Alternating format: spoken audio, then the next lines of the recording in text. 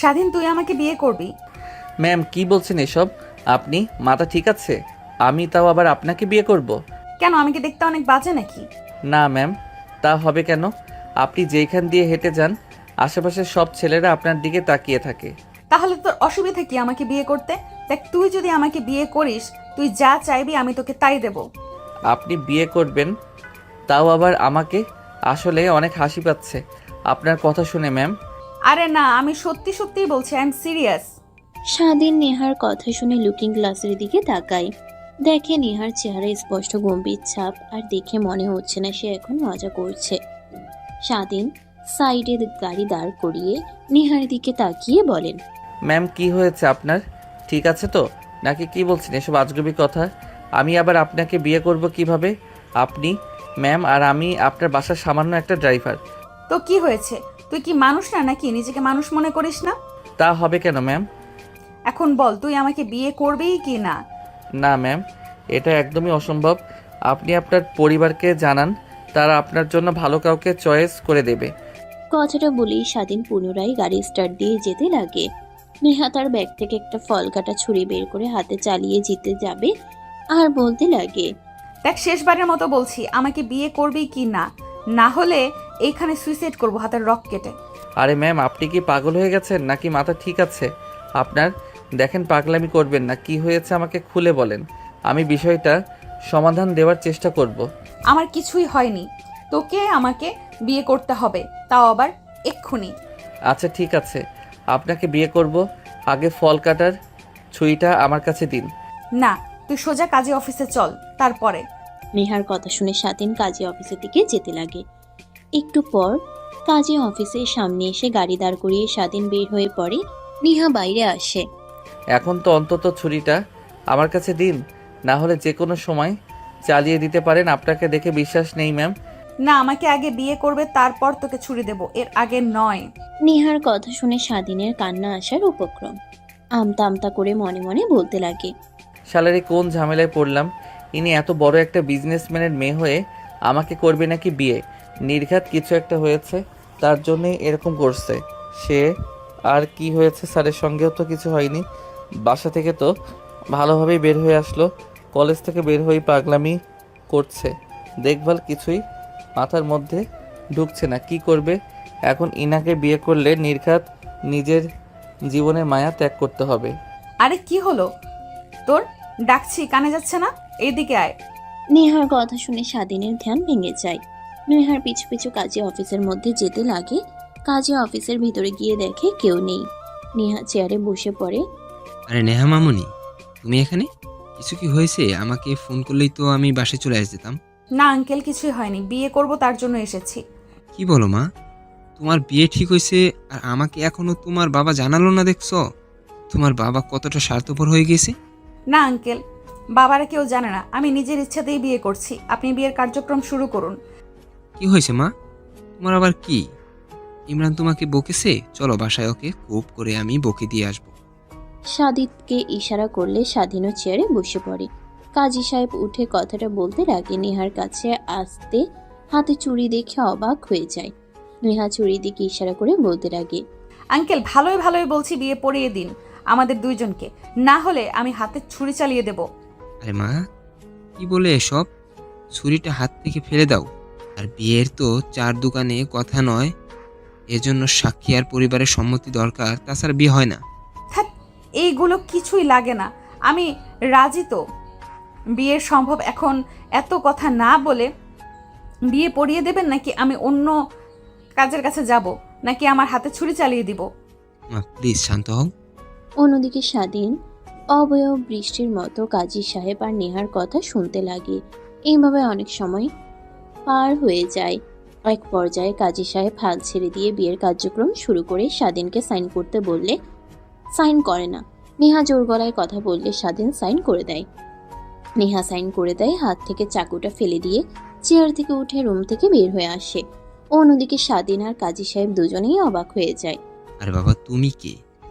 আর নেহা মামুনির কি হয়েছে? হঠাৎ এরকম ব্যবহার করলো? স্যার, আমি ওনাদের বাসার নতুন ড্রাইভার, আর আমিও কিছু বুঝতে পারছি না। কলেজে গিয়েছিল ম্যাম, আর আমি বাইরে অপেক্ষা করছিলাম।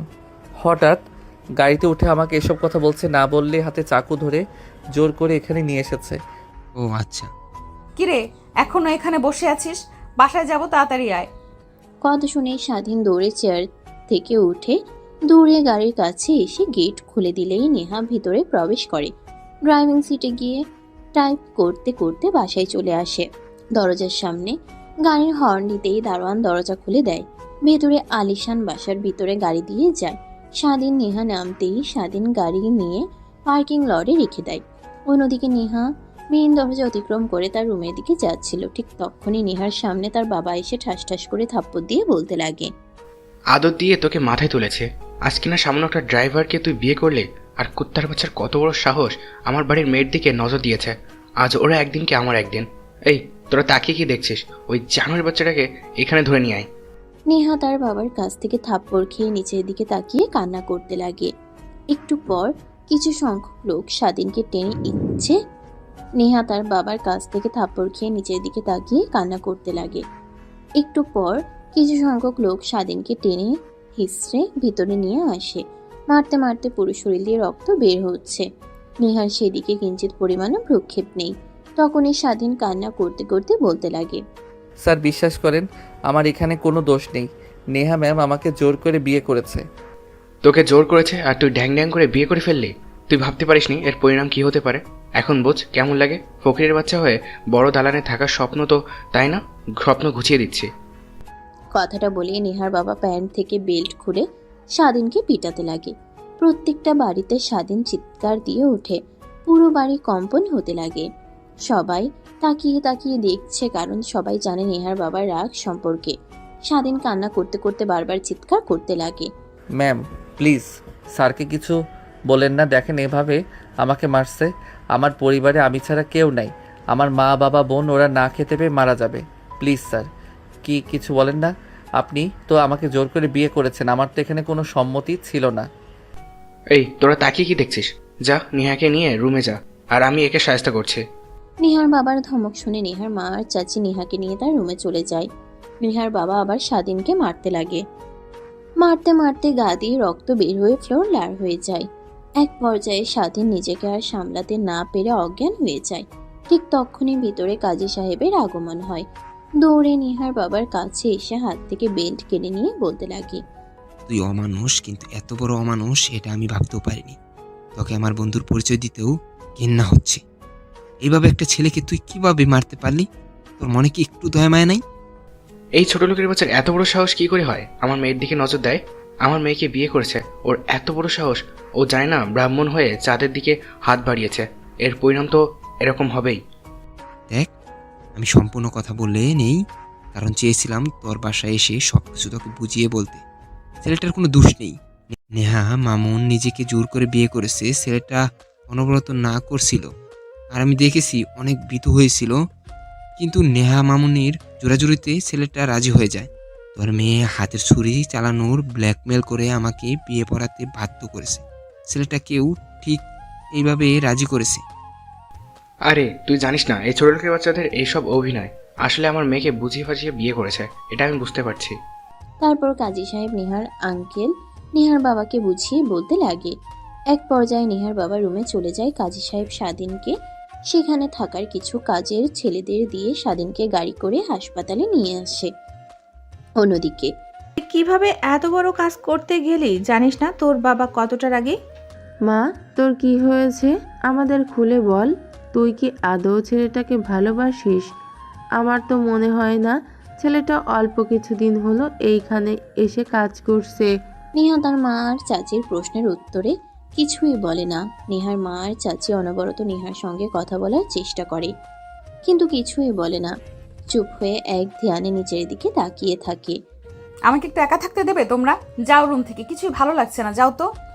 নেহার কথা শুনে নেহার চাচিমা নেহার রুম থেকে বের হয়ে আসে। তারপর নেহার বাবা রুমে গিয়ে বলতে লাগে, তুমি ছেলেটাকে অযথাই মারলে। আমার মনে তো হয় না ছেলেটার কোনো দোষ আছে। তোমার মেয়ের কথা আর কার্যকলাপ দেখে মনে হচ্ছে তোমার মেয়ে জোর করে ছেলেটাকে বিয়ে করেছে। তোমরা ঠিকই বলেছ। ফিরোজ সে একই কথা বলছিল। আসলে আমার মেয়ের বিয়ে করেছে, তাও আবার আমাদের না জানিয়ে, তাও সামান্য একটা ড্রাইভারকে। তাই নিজের হাতে কন্ট্রোল করতে পারি নাই, ছেলেটাকে অযথাই মারলাম। তোমার মেয়ে দিন দিন অনেক খারাপ হয়ে যাচ্ছে, আদো দিতে দিতে একদম মাথায় উঠে ফেলেছি। তারপর নেহার বাবা রুম থেকে বের হয়ে আসে, বাইরে এসে গাড়ি নিয়ে সোজা হসপিটালে চলে যায়। ফিরোজকে ফোন করলে কেবিন নাম্বার বলে দেয় নেহার বাবা। কেবিনে গিয়ে দেখে স্বাধীন শুয়ে আছে। স্বাধীনের দিকে তাকিয়ে অনেক মায়া হতে লাগে। তারপর নার্সের কাছে থেকে খাতা আর কলম নিয়ে একটা চিঠি আর একটা চেক লিখে স্বাধীনের বালিশের নিচে রেখে আসে আর নার্সকে বলে আসে। স্বাধীনের জ্ঞান ফিরতেই নার্স এসে সবকিছু বলে। নার্সের কথা শুনে স্বাধীন মুচকি একটা হাসি দেয়। তারপর উঠে দাঁড়ায়। শরীরে বিন্দুমাত্র শক্তি নেই, তারপরও উঠে দাঁড়ায়।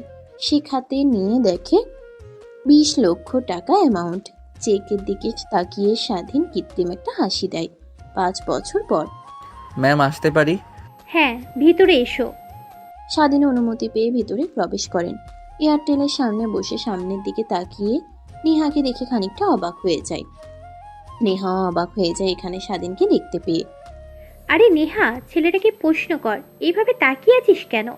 আমার বিয়ে তো আমি সিলেক্ট করে ফেলেছি, এখন তুই তোর পছন্দ মতো বিয়ে সিলেক্ট কর।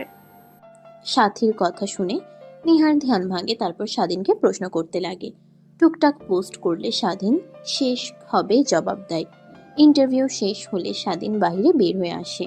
নেহার কেবিনের পিছনের দিকে তাকিয়ে হাসি দিয়ে অফিস থেকে বের হয়ে যায়। স্বাধীন ভালো করে চাইলে এখানে তার চাকরি হবে না। আচ্ছা আপু, তোমার পিএ তো তুমি সিলেক্ট করেছো, আমি বলি কি তুমি এই ছেলেটাকে তোমার পিএ বানাও আর তোমার মেয়েটাকে আমাকে দাও। কে বলো? আমার নানি, বাট বাহিরে আরো অনেকে আছে, ওদের ইন্টারভিউ নিবি না? না আপু, ভালো লাগছে না, বাসায় যাব, তোমার প্রয়োজন হলে তুমি নিতে পারো, আর এই ছেলেকে কনফার্ম করে মেল করে দাও। অন্যদিকে নেহার কথা শুনে সাথী পিয়নকে ডাক দেয়। একটু পর পিয়ন চলে আসে। ম্যাম ডেকেছেন আমাকে?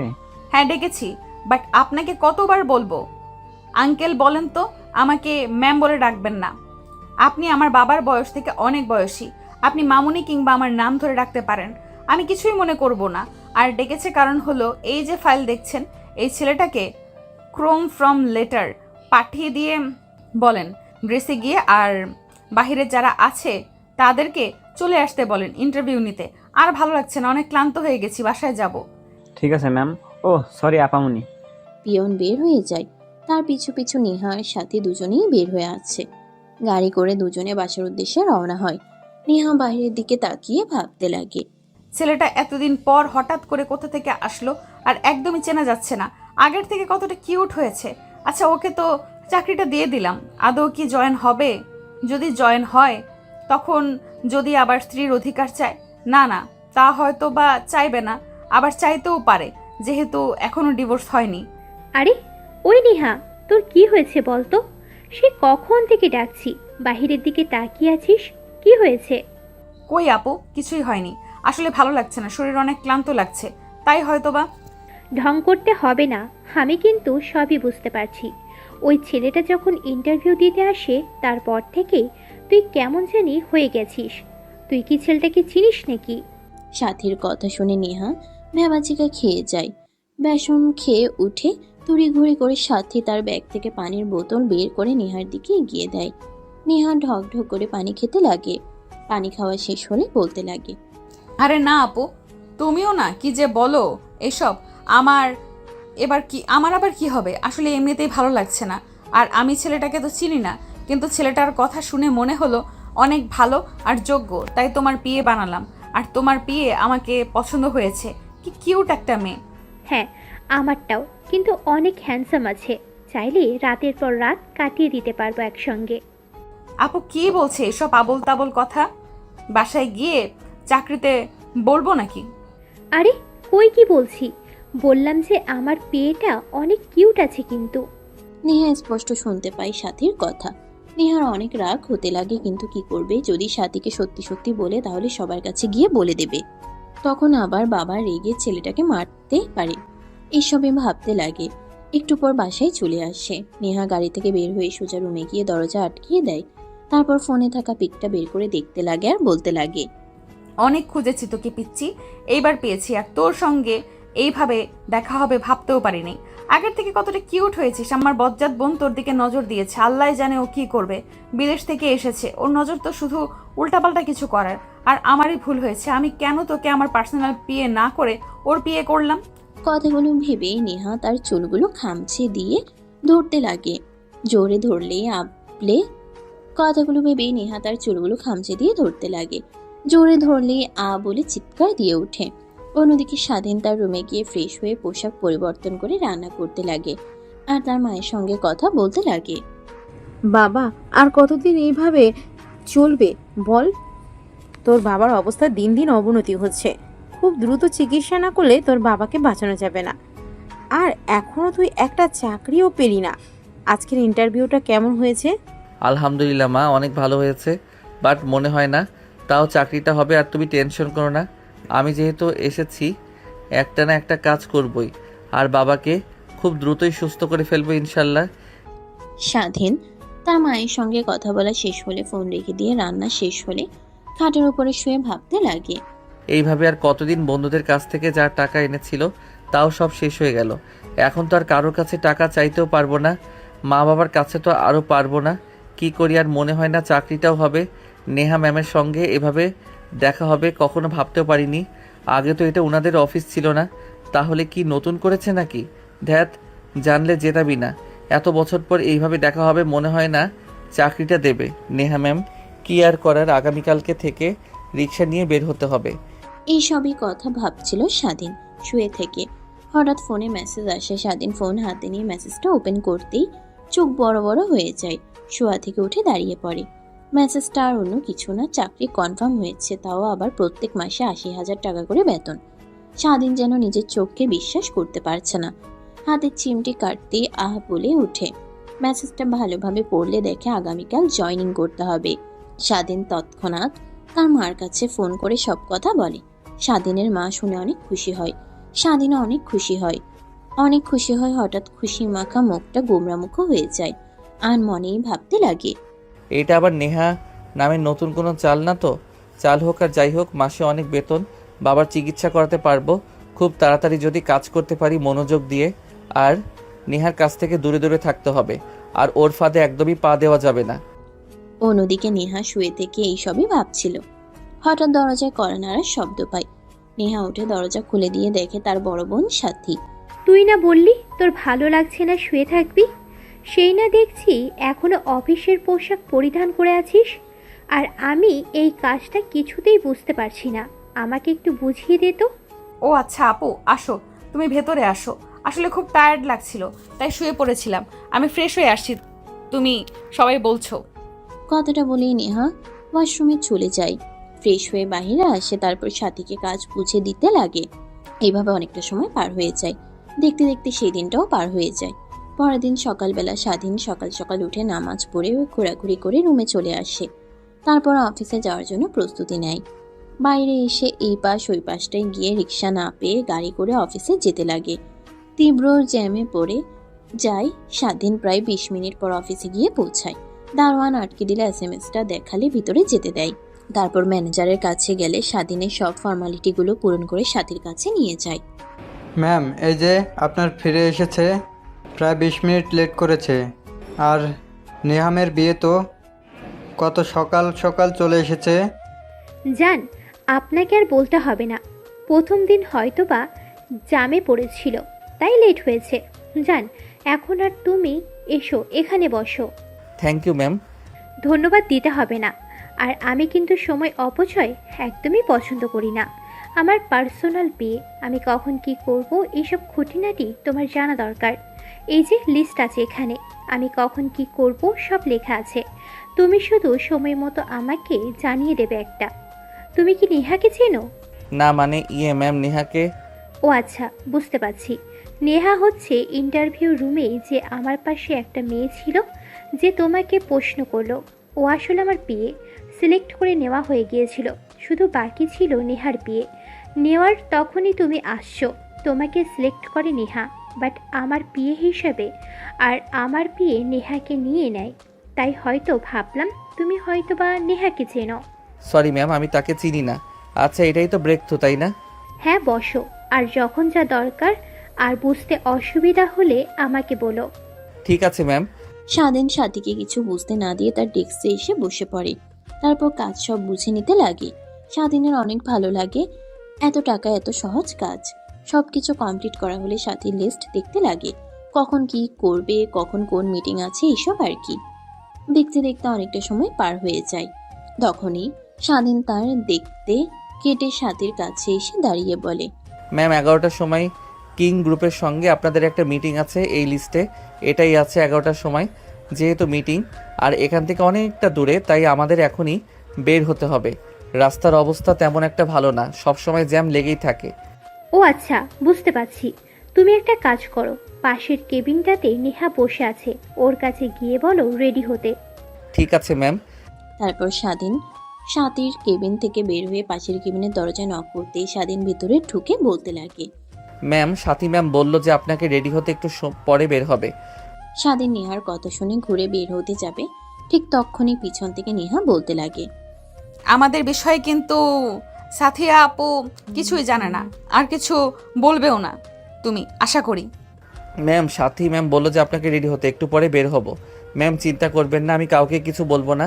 আর একটা কথা জিজ্ঞেস করা ছিল, ওই দিন কি বিয়েটা সত্যি হয়েছে নাকি মিথ্যা? আদৌ আপনাকে দেখানোর জন্য শুধু? না, সত্যি হয়েছে। আমি কাজী আঙ্কেলকে বলেছিলাম, সে বলেছে সত্যি হয়েছে, ডিভোর্স নেব। তোমাকে খুঁজে পাইনি, তাই নেওয়া হয়ে ওঠেনি। আচ্ছা ম্যাম সমস্যা নেই, একদিন সময় করে আমাকে বলবেন, আমি ডিভোর্স দিয়ে দিব। কথাটা বলেই স্বাধীন কেবিন থেকে বের হয়ে আসে। কেবিনের বাইরে এসে দীর্ঘ একটা নিঃশ্বাস ফেলে সামনের দিকে তাকিয়ে দেখে সাথী স্বাধীনের দিকে ড্যাব ড্যাব করে তাকিয়ে থাকে। কি ব্যাপার, কি হয়েছে তোমার? আর তোমাকে বললাম নেহাকে রেডি হতে, আর এত সময় লাগে? সরি ম্যাম, বলেছি নেহা ম্যাম রেডি হয়ে আসছে। এই তো আপু, আমি চলে এসেছি, চলো এখন। তারপর স্বাধীন নেহা সাজিয়ে তিনজনে নিচে চলে আসে। নেহা পিছনের সিটে বসতে যাবে, তখনই সাথী বলতে লাগে, নেহা তুই একটু সামনে বস তো। আসলে স্বাধীনকে কিছু এখনো বোঝানো হয়নি, তাই ওকে বুঝিয়ে দেব এই প্রজেক্ট সম্পর্কে। রাস্তায় সব বুঝিয়ে দেব, তুই সামনে বস। পিছনে তো আর তিনজনে বসতে পারবো না। আর তোর বিয়ে কই? আপু ওকে সব বুঝিয়ে দিয়েছি আমি, তাই কেবিনে বসে কাজ করছে ও ওর মতো। ও আচ্ছা। সাথীর কথা শুনে নেহা দাঁত কটমটিয়ে সামনে বসে পড়ে। তারপর স্বাধীন আর সাথী দুজনে পিছনে আর নেহা সামনে বসে পড়ে। গাড়ি চলছে তার আপন গতিতে। সাথী স্বাধীনের কাছে গায়ের সঙ্গে গা লাগিয়ে পৌঁছে দিতে লাগে। নেহার সামনে থেকে দেখে অনেক রাগ হতে লাগে, কিন্তু কিছু বুঝতে পারে না। সাথী ধীরে ধীরে স্বাধীনের আরো অনেক কাছে যেতে লাগে। নেহা দেখে নিজের রাগকে আর কন্ট্রোল করতে না পেরে নেহা এক চিৎকার দিয়ে বলে, আপু গাড়ির মধ্যে এগুলো কি শুরু করেছো? বোঝানোর নামে নষ্টামি ভুলে যেও না, এটা কিন্তু লন্ডন না, এটা বাংলাদেশ। যা করার রুমে আর বদ্ধ ঘরে করিও। দেখ তুইও না, রাস্তায় অনেক জ্যাম, হরেনের শব্দ, কিছু বোঝানো যাবে না বলেই এত কাছে এসে বুঝিয়ে দিচ্ছি। আপু এটা বুলেট প্রুফ প্রাইভেট কার, সঙ্গে সাউন্ড করব, আর তুমি বলছো বাইরের হর্নের শব্দ? নেহার কথা শুনে সাথী ভেবাচেকা খেয়ে স্বাধীনের কাছ থেকে দূরে বসে বুঝিয়ে দিতে লাগে। এভাবে অনেকটা সময় পার হয়ে যায়। একটু পর একটা বিশাল রেস্টুরেন্টের সামনে এসে গাড়ি দাঁড় করায়। সাথী নেহা স্বাধীন বেরিয়ে পড়ে। স্বাধীন গাড়ি থেকে নেমে দাঁড়াতে নেহা তার দিকে রাগী দৃষ্টিতে তাকাতেই স্বাধীন দেখেও না দেখার ভান করে থাকে রেস্টুরেন্টের ভিতরে প্রবেশ করে। একটা একটা ছেলে এসে তাদের টেবিলে বসে। আরে নেহা, তুই এখানে? যাক ভাগ্যিস তোর সঙ্গে এখানে দেখা হয়ে গেল। আমি আরও তোর সঙ্গে দেখা করার জন্য তোর অফিসের দিকে রওনা হব ভাবছিলাম। না, বল কি বলবি? এই নে কার্ড, এটা আমার বিয়ের কার্ড। তোর পুরো পরিবারের দাওয়াত আসবে কিন্তু মনে করে। অবশ্যই আসবো, বাট কিভাবে কি? আর মেয়েটাকে একবারও দেখালেও না আমাকে।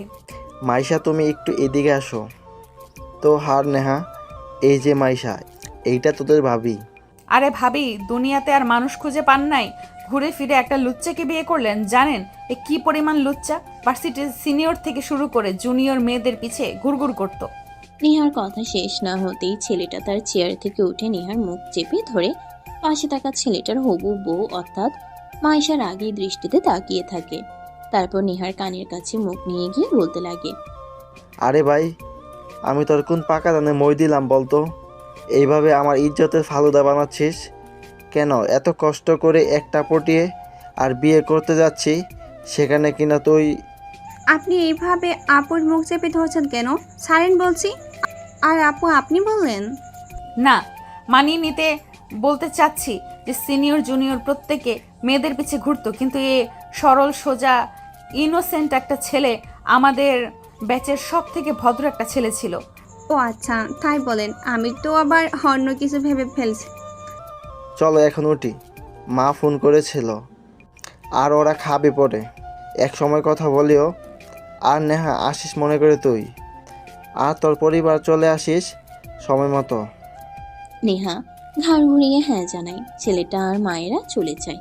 নেহা আর সাথী দুজনে হাসতে লাগে। পাশে স্বাধীন দাঁড়িয়ে তাদের হাসির দিকে তাকিয়ে থাকে।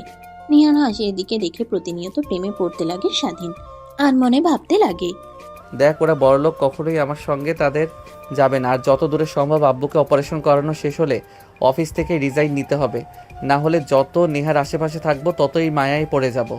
আরে এই কি ভাবো? এইভাবে ডাকছে, কথা শুনতে পাও না নাকি? কি খাবে অর্ডার দাও। ও সরি ম্যাম, আসলে আমি কিছু খাবো না, খাবার খেয়ে এসেছি। আপনার এখানে খাবার খেতে এসেছেন আগে বলবেন না? আমি তো ভেবেছি এখানে আপনারা ডিল কনফার্ম করতে এসেছেন। আরে না, উঠে দাঁড়াচ্ছ কেন? বসো বলছি। আর কি খাবে অর্ডার দাও, না হলে আমি দিয়ে দিলাম আমার পছন্দ মতো। না ম্যাম, এটা কি করে হয়? মালিক আর কর্মচারী কিভাবে খাবার খাবে বলেন? থাকেন, আমি আসি, বাহিরে গাড়িতে বসে অপেক্ষা করছি, আপনারা খাবার খেয়ে আসেন। কথাটা বলেই যেই স্বাধীন চলে যেতে যাবে অমনি সাথীর আগে গলায় ডাক দেয়। স্বাধীন ভয় পেয়ে যায়। এক পর্যায়ে স্বাধীন টেবিলে বাচ্চা ছেলেদের মতো বসে পড়ে। সাথে খাবার অর্ডার দিচ্ছিল এমন সময় পিৎজা অর্ডার করে। তখনই পাশ থেকে নেহা বলে, আপু পিৎজা অর্ডার করো না, ওর চিজে অ্যালার্জি আছে। তুমি অন্য কোনো খাবার অর্ডার করো যাতে কোনো চিজ না নেই। কথাটা বলেই নেহা তার জিহবায় কামড় দেয়। ঘাড় ধীরে ধীরে ঘুরিয়ে সাথীর দিকে তাকিয়ে দেখে সাথী তার দিকে প্রশ্নসূচক দৃষ্টিতে তাকিয়ে আছে। আচ্ছা স্বাধীন, তোমার কি চিজে অ্যালার্জি আছে সত্যি?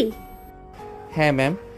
আচ্ছা ওয়েট, তুই কি করে জানলি স্বাধীনের চিজে অ্যালার্জি আছে? আর তুই অন্য খাবার অর্ডার দিতে বলছিস যে? না মানে আপু আমার মনে হলো যে অ্যালার্জি থাকতে পারে, তাই বললাম আর কি।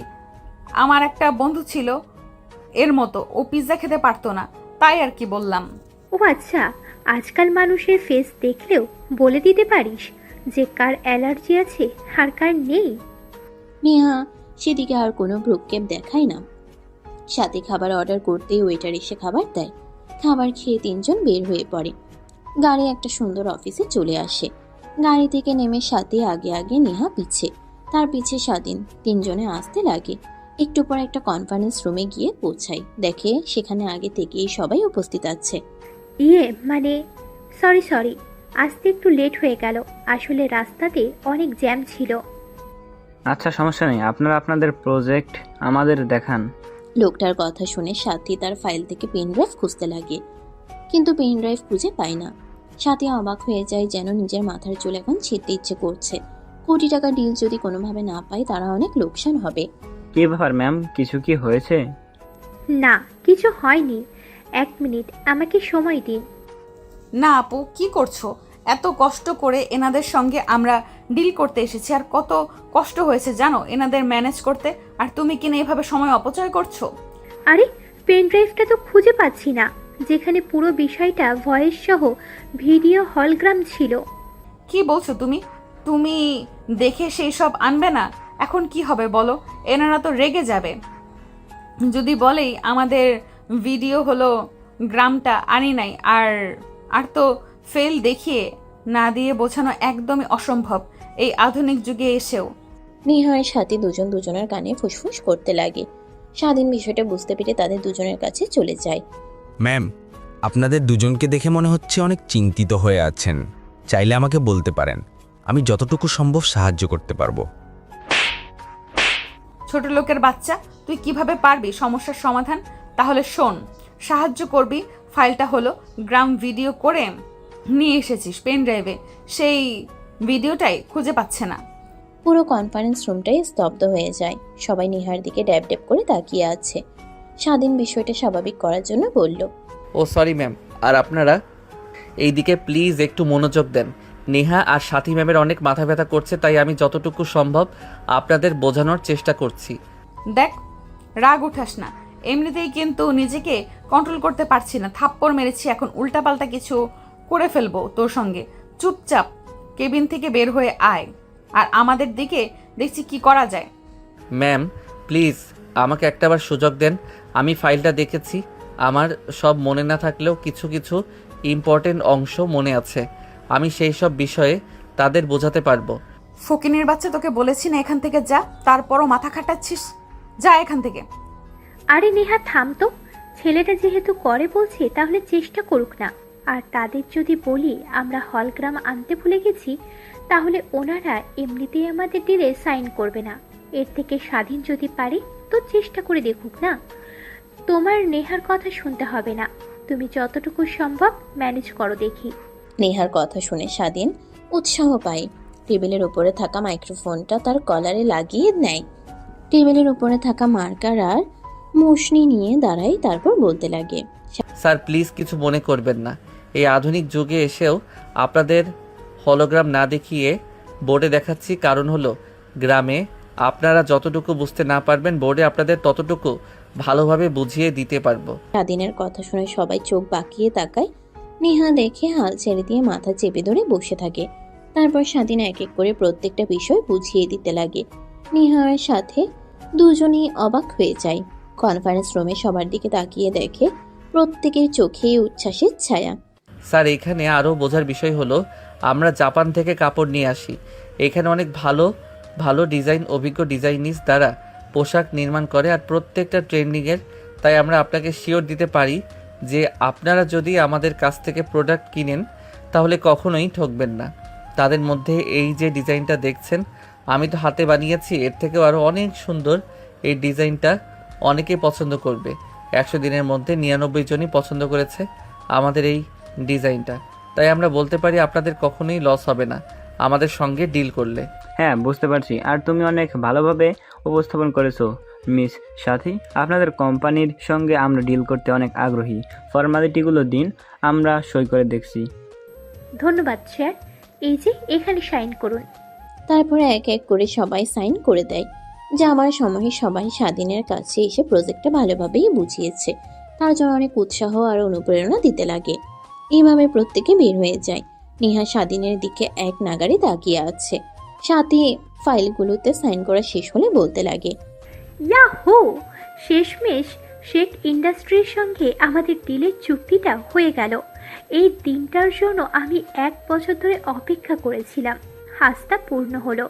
তাও হতো না যদি স্বাধীন না থাকতো।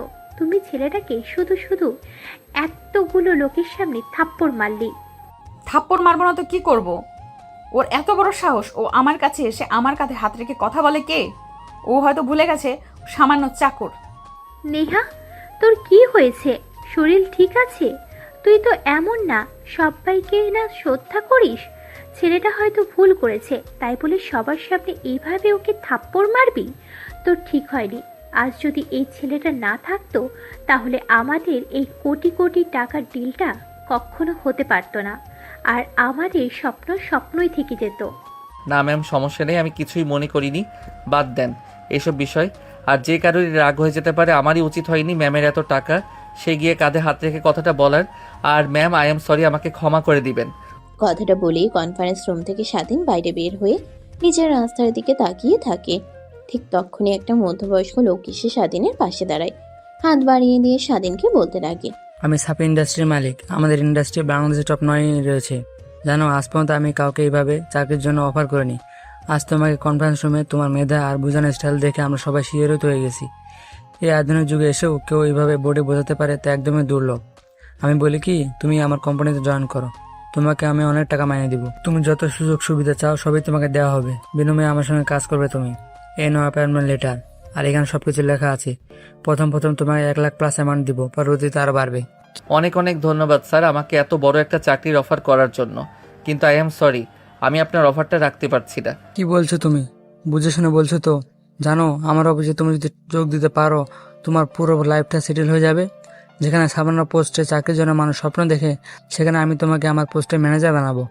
হয়তো অনেকে স্বপ্ন দেখে, বাট আমি না। আমি গ্রামের ছেলে, অল্পতেই সন্তুষ্ট থাকা শিখিয়েছে আমাকে আমার মা বাবা। স্বাধীনের কথা শুনে লোকটা রেগে সেখান থেকে চলে যায়। পিছন থেকে সাথী হাতে তালি দিতে লাগে। স্বাধীন পেছন ফিরে তাকিয়ে সাথীকে দেখতে পেয়ে অবাক হয়ে যায়। এতদিন শুনেছি নিজের পায়ে নিজে কুড়াল দেয়, কিন্তু আজ তার প্রমাণ পেলাম। তুমি কি জানো যার সঙ্গে কথা বলছো সে কে? শাফি কোম্পানির মালিকের চেয়ারম্যান, যে কোম্পানি কিনা বাংলাদেশের টপ 9 রয়েছে।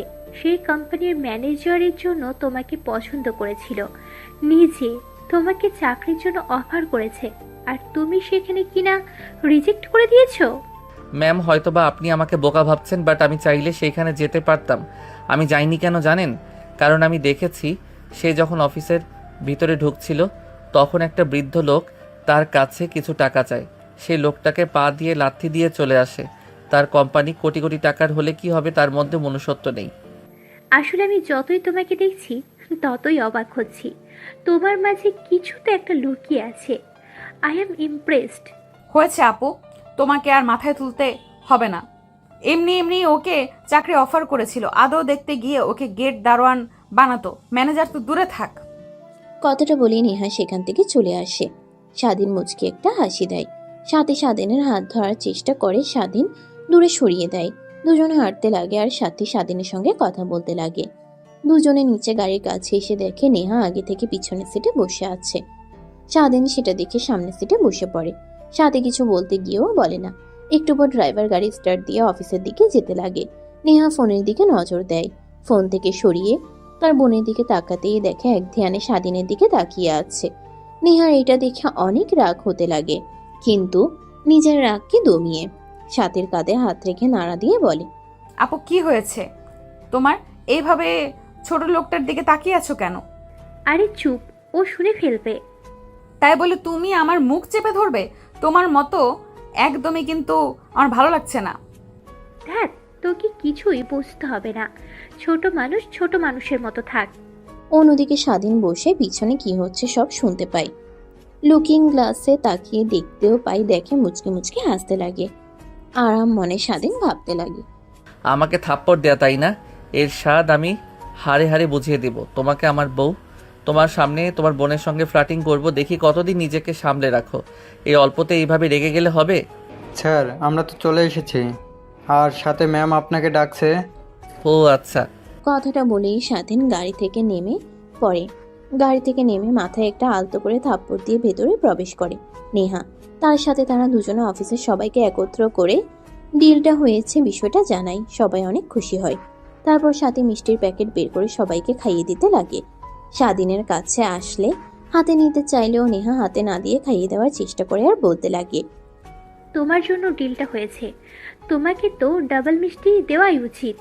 সাথীর কথা শুনে সবাই হাসতে লাগে। সঙ্গে সাথে নেহার মুখে কোনো হাসি নেই। নেহা সেখানে আর না দাঁড়িয়ে সোজা তার কেবিনে চলে যায়। এভরিবডি, এখন আসি। কিছুদিনের মধ্যেই এই আপনাদের বড়সড় একটা পার্টি দেব। ততদিনে সবাই মন দিয়ে কাজ করুন।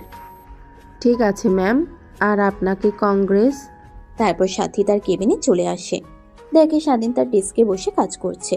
সাথী স্বাধীনের ডেস্কের উপর বসে পড়ে। স্বাধীন অবাক হয়ে সাথীর দিকে তাকায়।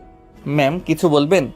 স্বাধীনের কথা শুনে সাথী তার মাথাটা নিচু করে স্বাধীনের দিকে এগিয়ে নিয়ে যায়। ঠিক তখনই পেছন থেকে নেহা দরজা খুলে ভিতরে প্রবেশ করে। স্বাধীন আর তার বোনকে এই অবস্থায় দেখে চিৎকার করে নেহা বলতে লাগে, আপু কি শুরু করেছো তুমি? অফিসের মধ্যে এইসব বলো? এটা অফিস, তোমার বেডরুম না। তুমি চাইলে ওকে নিয়ে হোস্টেলে কিংবা বাসায় যাও, এইখানে এইসব করো না। আমি না এসে যদি অন্য কেউ আসতো তখন কি হতো? আরে কয় কি, কিছুই তো না। তুই শুধু শুধু ভুল ভাবছিস। আর এইভাবে দরজায় নক করে ভিতরে আর আসবি না। ভেতরে না আসলে তো এসব দেখতেই পারতাম না। চাচাকে সব বলতে হবে, বাসায় গিয়ে বলবো। তোকে আর কিছু বলতে হবে না, কিছুদিন যাক, আমি যা বলার তা বাবাকে বলবো। নেহা অবাক হয়ে যায় সাথীর কথা শুনে। ভাবতে লাগে কি বোঝাতে চেয়েছে সাথী। স্বাধীনের কেবিন থেকে উঠে তার কেবিনের চেয়ারে বসে পড়ে। নেহা স্বাধীনের দিকে রাগী দৃষ্টিতে তাকিয়ে থাকে। স্বাধীন দেখেও না দেখার ভান করে কম্পিউটারে কাজ করতে লাগে। নেহা সেখানে আরেক মুহূর্ত না দাঁড়িয়ে কেবিন থেকে বের হয়ে তার ডেস্কে চলে যায়। কেবিনে গিয়ে দরজা আটকিয়ে ভাবতে লাগে, আমার এত খারাপ লাগছে কেন? মনে হচ্ছে ভেতরটা পুরো ছাই হয়ে যাচ্ছে। আপুর সঙ্গে কেন স্বাধীনকে মেনে নিতে পারছি না, কেন আপুর উপর এত রাগ হচ্ছে? আমি তো স্বাধীনকে স্বামী হিসেবে মানি না। ধ্যাৎ, এত বছর পরে এভাবে আসবে আবার আমাকে জ্বালানোর জন্য। আর দোষটা তো আমারই, আমি ওকে চাকরিতে রেখেছি। এখন আপুকে কিছু বললেও কখনো আপু ওকে চাকরি থেকে বের করে দেবে না। কি করি আইডিয়া, নিজের জিনিস নিজেকে আগলে রাখতে হবে। কথাটা বলেই নেহা তার ডেস্কের উপর থেকে টেলিফোন তুলে তার বোনের কাছে ফোন করে। কি রে, তোর আবার কি হয়েছে? এই তো একটু আগে রাগ দেখিয়ে চলে গেলি, আবার ফোন করেছিস? না মানে আপু, আমি এই ফাইলটার কিছুই বুঝতে পারছি না। স্বাধীনকে একটু পাঠিয়ে দাও তো, এই প্রজেক্টের সব কিছু ও বুঝে ফেলেছে। ও আচ্ছা, আমি পাঠিয়ে দিচ্ছি। স্বাধীন, নেহার কেবিনে যাও, ও ফাইলটা বুঝতে পারছে না, ওকে বুঝিয়ে দিয়ে আসো। ঠিক আছে ম্যাম। কথাটা বলেই স্বাধীন কেবিন থেকে বের হয়ে নেহার কেবিনে পারমিশন নিয়ে প্রবেশ করে। তারপর নেহার ডেস্কের সামনে যারা বসে পড়ে, নেহা তার চেয়ার থেকে উঠে দরজা লাগিয়ে দেয়। পিছন ফিরে স্বাধীনকে দেখে বলতে লাগে, ম্যাম দরজা লাগিয়ে দিচ্ছেন কেন? এমনিতেই কাজ আছে। কি কাজ এমন দরজা লাগাতে হবে? দরজা খুলুন, কেউ এসে দরজা আটকানো দেখলে অন্য কিছু মনে করবেন। কি মনে করবে? হ্যাঁ, যা মনে করার করুক। তুই ভুলে যাস না যে তুই আমার বিয়ে করা হাজবেন্ড, তোর উপর আমার সব অধিকার আছে। ম্যাম, আপনি এটা হয়তোবা ভুলে গিয়েছেন যে আমাদের বিয়ের বিষয়টা কেউ জানে না। আর আপনি যে আমাকে বিয়ে করেছেন ওইটা খেলনা, বিয়ে বললেই চলে। আপনি জোর করে আমাকে বিয়ে করেছেন, যেটাতে আমার কোনো সম্মতি ছিল না। যেইভাবেই হোক, জোর করে হোক কিংবা অন্য কোনো উপায়ে, বিয়ে তো তোকে করেছি। আর আমি তো তোর বিয়ে করা বউ। আচ্ছা, তোর সামনে যদি আমি অন্য কোনো ছেলের সঙ্গে ঘোরাফেরা করি, মিষ্টি মিষ্টি কথা বলি, তখন তুই কি করবি? কি করব? কিছুই করব না। আপনার যা ভালো মনে হয় তাই করবেন, আমি কি করব? কিন্তু জানিস, আমার অনেক খারাপ লাগছে আপুর সঙ্গে তোকে মেলামেশা করতে। প্লিজ আপুর কাছ থেকে দূরে থাক। আমি ভালো করে জানি আপু তোকে পছন্দ করে ফেলেছে, আর আমি কখনোই আপুকে বলতে পারবো না আমাদের বিষয়টা। বাবা মা তারা ভুলে গিয়েছে। এখন যদি তুই তাদের সামনে দাঁড়াস, তাও তারা তোকে চিনতে পারবে না। বুঝতে পারছি। এখন আপনি বলতে চাচ্ছেন যে আমি কাজটা ছেড়ে দেই, এই তো? আচ্ছা, সমস্যা নেই, আমি চাকরিটা ছেড়ে দিব। এতে আপনি খুশি যদি হন তাহলে আমিও খুশি। আমি তোকে তা বলিনি, শুধু বলেছি আপুর কাছ থেকে দূরে দূরে থাকবে, এই আর কি। দেখেন ম্যাম, আপনি কিন্তু অধিকার খাটাচ্ছেন।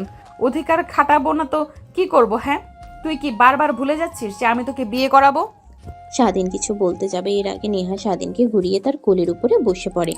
স্বাধীনের মাথার পিছনে হাত দিয়ে তার কাছে নিয়ে এসে নেহা কিস করতে লাগে। এভাবে অনেকটা সময় পার হয়ে যায়। হঠাৎ দরজায় কড়া নাড়ার শব্দ পেতেই দুজনে তাদের জ্ঞান ফিরে পায়।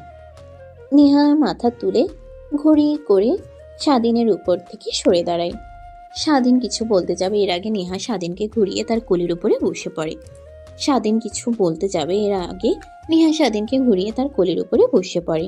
স্বাধীনের মাথার পিছনে হাত দিয়ে তার কাছে নিয়ে এসে নেহা কিস করতে লাগে। এভাবে অনেকটা সময় পার হয়ে যায়। হঠাৎ দরজায় কড়া নাড়ার শব্দ পেতেই দুজনে তাদের জ্ঞান ফিরে পায়। নেহা তো তুলে ঘড়ি করে স্বাধীনের উপর থেকে সরে দাঁড়ায়। ঠোঁট মুছে শাড়ি ঠিক করে চেয়ারে গিয়ে বসে পড়ে। তারপর স্বাধীনের দিকে টিস্যু এগিয়ে যেতেই স্বাধীন ঠোঁট পরিষ্কার করে দরজা খুলে দেয়। দরজা খুলে দেখে স্বাধীন সামনে সাথী দাঁড়িয়ে আছে। কি ব্যাপার, দরজা লাগানো কেন? আর এসি চলছে তারপরেও ঘেমে গিয়েছো? না মানে ম্যাম, প্রজেক্টটা অনেক প্যারা, তাই ঘেমে গিয়েছি ম্যামকে বোঝাতে। ও আচ্ছা, বুঝতে পারছি। আর কাজ করতে হবে না, বাসায় চলে যাও। আর নেহা, তুইও আয়, ভালো লাগছে না, বাসায় যাব। একটু দাঁড়াও আপু, 5 মিনিট, আমি আসছি। তারপর স্বাধীন নেহার কেবিন থেকে বের হয়ে যায়। একটু পর নেহার সাথে তারাও বাসার উদ্দেশ্যে রওনা হয়। নেহা বাসায় গিয়ে তার রুমের দিকে যাচ্ছিল, ঠিক তখনই বর্ষার রুম থেকে নেহার বাবা ডাকতে লাগে। নেহা তার বাবার কাছে গিয়ে শোভায় বসে পড়ে। বাবা কিছু বলবে? আরে মা, এই দেখ, এইখানে কয়েকটা ছেলের পিক আছে, দেখ তো কোনটাকে তোর পছন্দ হয়। মানে কি এসব বাবা? আমি তোর মা আর তোর চাচি সবাই মিলে সিদ্ধান্ত নিয়েছি যে তোকে বিয়ে দেব। বয়স তোর কম হলো না, তাই সব ছেলেদের মধ্যে থেকে এই কয়েকটাকে পছন্দ হয়েছে। আমাদের ছেলেগুলো অনেক ভালো, আর ওদের বড় বড় ইন্ডাস্ট্রি আছে। বাবা, এখন আমি বিয়ে করতে পারবো না, আর বাসায় বড় আপু আছে, তাকে রেখে আমার বিয়ের কথা হচ্ছে কেন? আগে আপুর বিয়ে হোক, তারপরে আমার। কথাটা বলেই নেহা বর্ষার রুম থেকে উঠে তার রুমে গিয়ে জোরে দরজা লাগিয়ে দেয়। পুরো বাসাটা কম্পন দিয়ে ওঠে। সবাই চমকে ওঠে। তারপর নেহা খাটের উপর উল্টো হয়ে শুয়ে পড়ে। অন্যদিকে নেহার চাচি বলতে লাগে, ভাই, যেহেতু নেহা বিয়ে করতে চাচ্ছে না সেহেতু ওকে জোরাজুরি করে লাভ নেই। জানিনি তো এর আগে কি করেছে। আবার যদি বিয়ের চাপে উল্টাপাল্টা কিছু করে ফেলে তখন কি হবে বলেন? এর থেকে ওর যা ভালো তাই করুক। না, ঠিকই বলেছে, তোমাকে নেহার বিয়ে নিয়ে ভাবতে হবে না। আচ্ছা, নেহার সঙ্গে যে একটা ছেলের বিয়ে হয়েছিল আর তো ডিভোর্স হয়নি, যদি কোনোদিন ছেলেটা যদি আসে?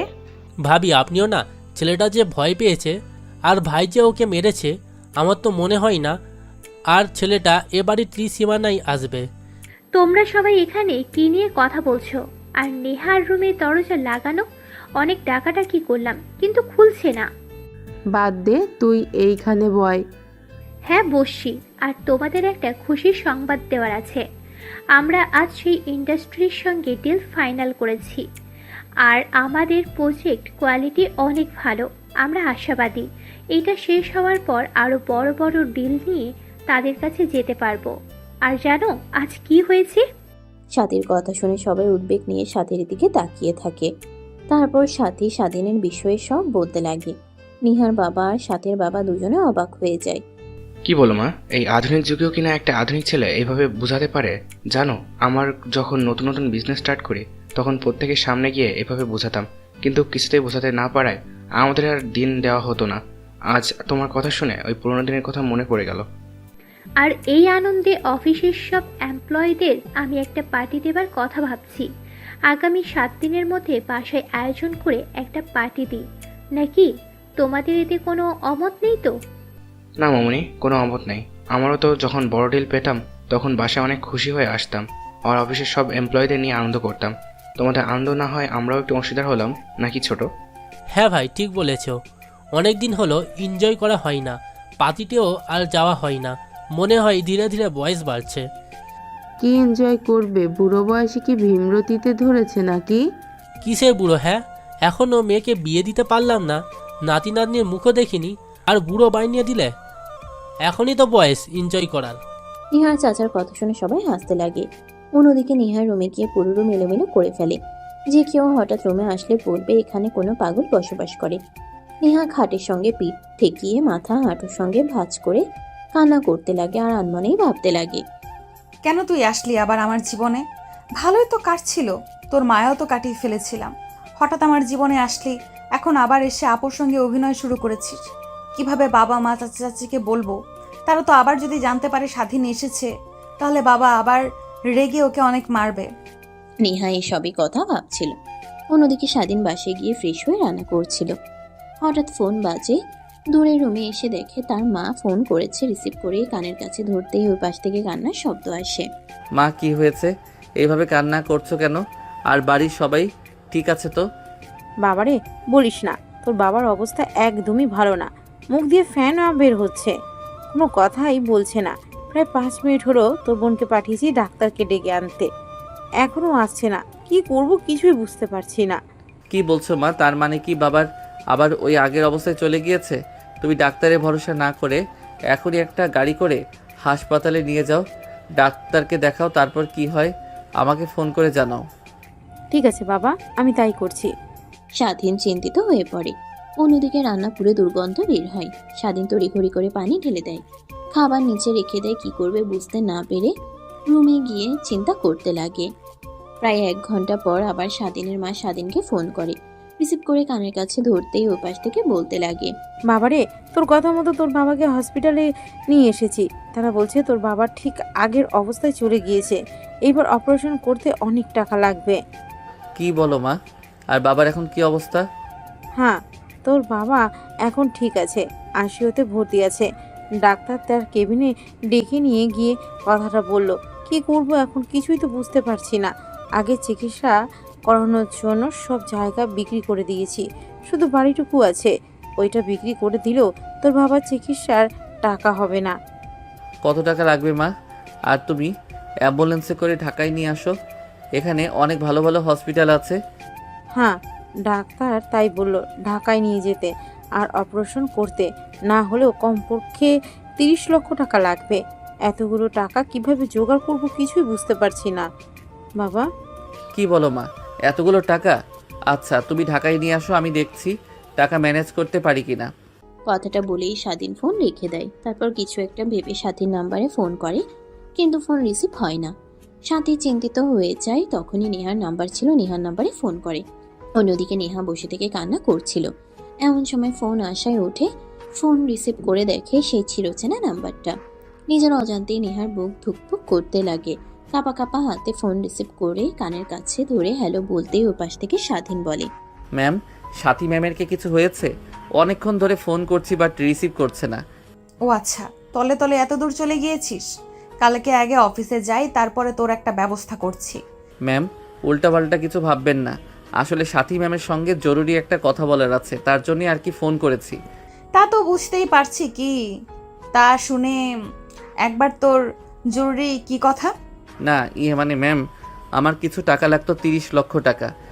এত টাকা তুই কি করবি? ম্যাম, আমার বাবা অনেক অসুস্থ, তার অপারেশন করতে 30 লক্ষ টাকা লাগবে। তার জন্য সাথী ম্যামকে ফোন করছি বাট রিসিভ করছে না।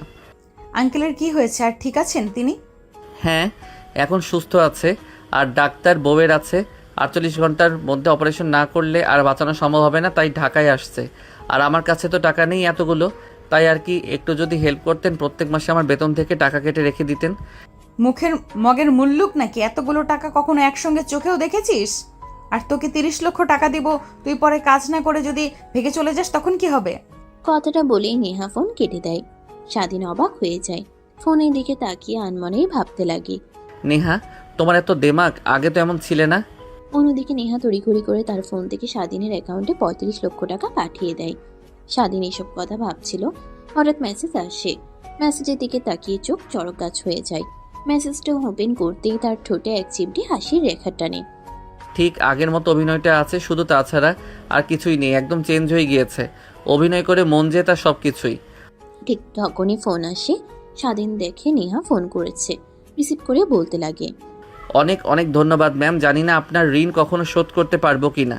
হয়েছে, আর ধন্যবাদ দিতে হবে না। সময় মতো টাকা ফিরিয়ে দিয়েন, না হলে কিন্তু আপনার খবর আছে মিস্টার স্বাধীন। ঠিক আছে ম্যাম, সময় মতো টাকা পেয়ে যাবেন। তখনই দেখে স্বাধীন তার মা ফোন করেছে। নেহার ফোন কেটে দেয়। নেহা ওই পাশে ভেবাচেকা খেয়ে যায়। দ্বিতীয়বার ফোনে ট্রাই করে বাট ব্যস্ত দেখায়। অন্যদিকে স্বাধীন তার মার ফোন রিসিভ করে হসপিটালের নাম বলতেই স্বাধীন সোজা ব্যাংকে গিয়ে টাকা তুলে হসপিটালে চলে যায়।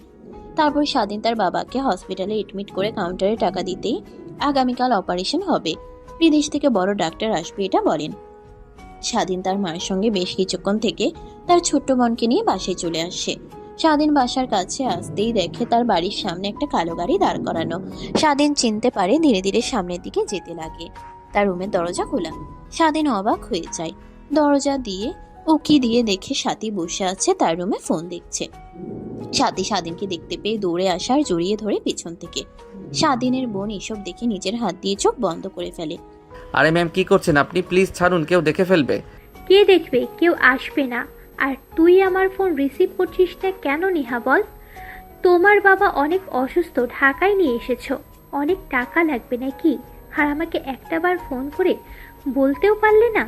ম্যাম ছাড়ুন, পিছে আমার বোন দেখেন দাঁড়িয়ে আছে, আর ফোনে দেখেন কতবার ফোন করেছি। আপনাকে না পেয়ে তো নেহা ম্যামকে ফোন করেছি। ও সরি, আসলে তখন ফোন রুমে রেখে বসার রুমে বাবা মায়ের সঙ্গে আড্ডা দিচ্ছিলাম, তাই ফোন দেখতে পাইনি। ভাইয়া, তোমাদের কি হয়েছে? আমি কিন্তু চোখ বন্ধ করে রেখেছি, চোখ খুলবো কি এখন? হয়েছে, পিচ্ছি চোখ খোলো। আর তোমার বোনকেও দেখতে ঠিক তোমার মতোই অনেক কিউট। আমি কিউট আর ভাইয়া তো আমাকে সবসময় রাগায়। আমি নাকি দেখতে কুৎসিত, ভালো না? কে বলেছে? তোমার ভাইয়া একটা পচা ছেলে। হ্যাঁ আপু, একদম ঠিক বলেছ। আর তুমি কি আমার ভাবি এইভাবে ভাইয়াকে জড়িয়ে ধরেছিল? না ভাবি, এখনো হয়নি, বাট ভবিষ্যতে হব। তুমি এখন থেকে আমাকে ভাবি বলে ডাকতে পারো। ম্যাম কি বলছেন এইসব? ও কিন্তু ছোট না, ও অনেক পাক না। দেখবেন মার কাছে গিয়ে সব বলবে, তখন মা অনেক খারাপ মনে করবে আমাকে, যে ঢাকায় এসে আমি মেয়েদের সঙ্গে ঘোরাফেরা করি। আর ভাবি মানে কি বলছেন এইসব? দেখেন আপনার মতিগতি আমার একদমই ভালো লাগছে না। স্বাধীন কিছু বলতে যাবে এর আগে সাথী এসে স্বাধীনকে কিস করে বসে। আচমকা কিস করে স্বাধীন অবাক হয়ে যায়। অন্যদিকে নেহা স্বাধীনের সঙ্গে দেখা করার জন্য অনেক কষ্ট করে অ্যাড্রেস জোগাড় করে বাসার সামনে আসতেই এমন অবস্থা দেখে নিজের চোখকে যেন বিশ্বাস করতে পারে না। নিজের অজান্তেই কান্না করতে লাগে। নিজেকে আর কন্ট্রোল করতে না পেরে পিছন ফিরে গাড়ির কাছে এসে পুনরায় চলে যেতে লাগে, কোনো দিকে না তাকিয়ে। স্বাধীন সাথীকে ধাক্কা দিয়ে দূরে সরিয়ে দিয়ে ঠাস ঠাস করে থাপ্পড় লাগিয়ে দেয়। কি শুরু করেছেন এসব? আপনারা হাত আপনাদের দুই বোনের জ্বালায় কি আমি ঠিকমতো বাঁচাতে পারবো না? যখন একবার ভালোভাবে বাঁচতে শুরু করলাম তখন আপনার ছোট বোন, এখন আবার ভালোভাবে বাঁচতে শুরু করেছি, এখন আপনি আপনাদের দুই বোনের জামাই, কি আমি বাঁচতে পারবো না ঠিকমতো? প্লিজ আপনার হাত জোর করে বলছি, আমার বিষয়ে যা ভাবার ভেবেছেন সব মন থেকে বের করে দিন, আর আমাকে প্লিজ একা থাকতে দিন আপনারা। মানে কি? আমরা আর আমার ছোট বোন নেহা কে কি করেছে? সেইটা আপনার জানতে হবে না। আর একটা কথা মনে রাখেন, আমি বিবাহিত। কি? তুই বিবাহিত? আর আগে কেন বলিসনি? আমাকে বলার কোনো সুযোগ দিয়েছেন আপনি যে আমি আপনাকে বলবো আমি বিবাহিত? এখন অন্তত প্লিজ আমার কাছ থেকে দূরে থাকবেন, আর আমার এসব একদমই ভালো লাগে না। হ্যাঁ, বুঝতে পারছি। আর আই অ্যাম সরি এতদিন তোমার সঙ্গে এই ব্যবহার করার জন্য। আরহাম, একটা কথা কি জানো, আমি বিদেশে থেকে লেখাপড়া করে বড় হয়েছি। বিদেশের কালচারে আমার আব্বু অনেক ছেলের সঙ্গে মেলামেশা করেছি, কিন্তু কখনোই কাউকে ভালোবাসিনি এতটা যতটা কিনা তোমাকে ভালোবেসে ফেলেছি। বুঝতে পারছি ম্যাম, আর প্লিজ আমাকে ক্ষমা করে দিবেন, আর আপনার পা জড়িয়ে ধরে বলছি আমাকে চাকরি থেকে বের করে দিবেন না। না, চাকরি থেকে বের করে দেব না, কাজ থেকে না হোক, দূর থেকে অন্তরগুলোকে দেখতে তো পারবো, এটাই অনেক। কথাটা বলেই সাথী কান্না করতে করতে চলে যায়। অন্যদিকে স্বাধীনের ছোট বোন স্বাধীনের কাছে এসে বলতে লাগে, ভাইয়া ইনি কি? আর কান্না করতে করতে চলে গেল, তুমি কি বকেছো? আর সে যে বললো আমার ভাবি হয়, সত্যি? না বোন, ও তোমার সঙ্গে মজা করেছে। আর প্লিজ তুমি এসব কথা আমার কাছে বলবে না, তোমাকে অনেক চকলেট কিনে দিব। যদি মার কাছে বলো তাহলে দেবো নাকি না? ঠিক আছে ভাইয়া, আমার কাছে বলবো না, কিন্তু তুমি যেন আবার ভুলে যেও না, আমাকে কিন্তু চকলেট কিনে দেবার কথা বলে কিনে দাও না তুমি। স্বাধীন সামিয়ার কথা শুনে গাল টেনে খাটের উপর বসিয়ে দেয়, তারপর রান্না করতে লাগে। রান্না করে স্বাধীন সামিয়া দুজনে খেয়ে হসপিটালে চলে যায়। স্বাধীন তার মা বাবা বোনের সঙ্গে রাত কাটিয়ে সকাল 10টায় অপারেশন শুরু হয়। স্বাধীন সাথীকে ফোন করে বলে দেয় অফিসে আসতে পারবে না, অপারেশন সাকসেসফুল হয়। স্বাধীন অনেক খুশি হয়, বিষয়টা সাথীকে ফোন করে জানায়। স্বাধীনের মনে হয় নেহাকেও জানানো উচিত। নেহাকে ফোন করে, নেহা ফোন কেটে দেয়। অনেকবার ফোন করার পরেও নেহা বারবার ফোন কেটে দেয়। এক পর্যায়ে নেহা বিরক্ত হয়ে ফোন রিসিভ করে বলতে লাগে, আমাকে ফোন করেছিস কেন? এখন আবার আপুর খোঁজ নিবি নাকি? আপু তার কেবিনে আছে, কোথাও যায়নি, ফোন হয়তো বা বন্ধ হয়ে আছে। ম্যাম, আমি সাথী ম্যামের খবর জানার জন্য আপনাকে ফোন করি নাই। আবার অপারেশন সাকসেসফুল হয়েছে, আপনি আজ না থাকলে কখনোই এটা সম্ভব হতো না। আমি না থাকলে আর কি হতো? আপু তো আছে নাকি, সে তো তোকে টাকা দিয়ে হেল্প করতো। কথাটা বলেই নেহা রেগে ফোন কেটে দেয়। স্বাধীন ফোন রেখে দিয়ে ভাবতে লাগে, হয়েছে আর না, নেহাকে সব খুলে বলতে হবে, এভাবে আর দূরে রাখা যাবে না। অনেক কষ্টে কাছে পেয়েছি, আবার ভুল ভেবে যদি দূরে চলে যায় তখন আজীবন আমাকে এই ভুলের খেসারত দিতে হবে। কথাটা ভেবেই স্বাধীন হসপিটালে থেকে বের হয়ে আসছে একটা রিক্সা নিয়ে সোজা অফিসে চলে যায়। তারপর সোজা নেহার কেবিনে চলে যায়। অনুমতি না নিয়ে ভিতরে ঢুকে পড়ে, দেখে নেহা তার ডেস্কে বসে কাজ করছে। স্বাধীন পিছন ফিরে কেবিনের দরজা লাগিয়ে দেয়, নেহা দেখে দাঁড়িয়ে পড়ে। কি ব্যাপার, তুই দরজা লাগাচ্ছিস কেন আমার কেবিনের? এমনিতেই দরকার আছে। কথাটা বলেই স্বাধীন গুটি গুটি পায়ে নেহার দিকে যেতে লাগে, উঠে পিছনে যেতে লাগে আর বলতে লাগে, দেখ তোর মতলব আমার একদমই ভালো লাগছে না। সাথী আপু না আমি কিন্তু নেহা, তোর অবস্থা একদম খারাপ করে ফেলবো। আমি আমার বউয়ের দিকে যাচ্ছি, এখানে কোনো বাধা আর আমাকে আটকাতে পারবে না। বউ মানে? কে তোর বউ? নিজেকে সেটা প্রশ্ন করলেই জানতে পারবে তুমি। তখন কিছুই হয়নি, ওইটা শুধু এমনিতেই রেগে তোকে বিয়ে করেছিলাম। বিয়ে করো বিয়ে, আর যেভাবে করো, এখন তো তুমি আমার স্ত্রী, আমার পূর্ণ অধিকার আছে। কথাটা বলে স্বাধীন নেহার দিকে যেতে লাগে। নেহা পড়ে যেতে যাবে, স্বাধীন ধরে ফেলে। স্বাধীন নিজের কাছে টেনে নিয়ে এসে মাথার পিঠে হাত দিয়ে কিস করতে লাগে। এইভাবে অনেকটা সময় পার হয়ে যায়। এক পর্যায়ে নেহাকে ডেস্কের উপর বসিয়ে দিয়ে নেহার ঘাড়ে কপালে কিস করতে লাগে। আরে কি করছো তুমি এখানে? বাসর করবে নাকি? ছাড়ো, কেউ এসে ফেলবে। না, কেউ আসবে না। আর দরজা কে দিয়েছে? থাক, ছাড়ো তো। আর আপুকে রেখে আমার কাছে এসেছো যে? স্বাধীন নেহাকে ছেড়ে দিয়ে শুরু থেকে শেষ পর্যন্ত বলতে লাগে।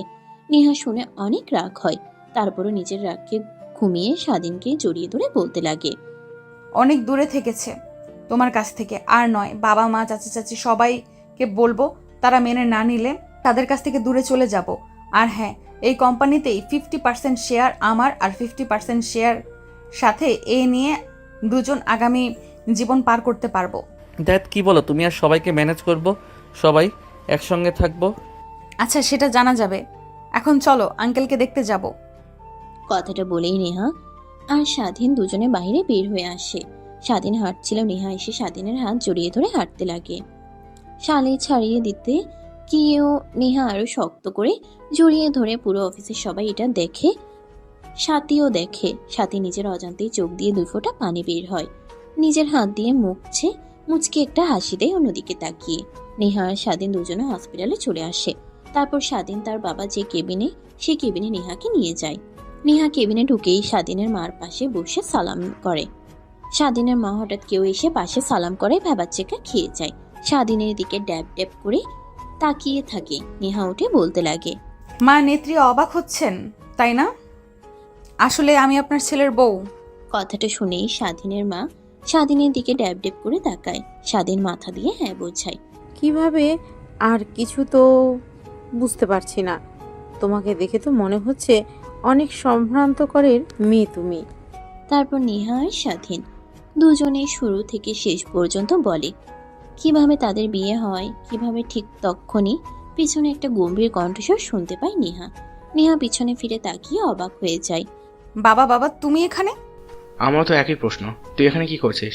আর এরা কারা? আর ওয়েট, এই ছেলে তোমাকে দেখে দেখে কেমন চেনা মনে হচ্ছে। ওহো, চিনতে পেরেছি, তুমি স্বাধীন না?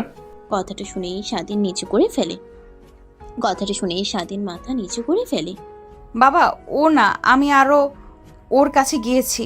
আর তখন হয়তো ছোট ছিলাম, তাই কিছু বলতে পারি নাই। এখন বলছি আমি স্বাধীনকে ভালোবাসি। আর তুমি তো জানোই আমরা বিবাহিত। কি, তুই সত্যি স্বাধীনকে ভালোবাসিস? হ্যাঁ বাবা। নেহা কথাটা বলে ভার্তক দৃষ্টিতে তার বাবার দিকে তাকিয়ে থাকে। গুমরা মাখা মুখটা নিমিষে হাসির রেখা টেনে নেহার বাবা বলতে লাগে, সেটা তুই আগে বলবি না?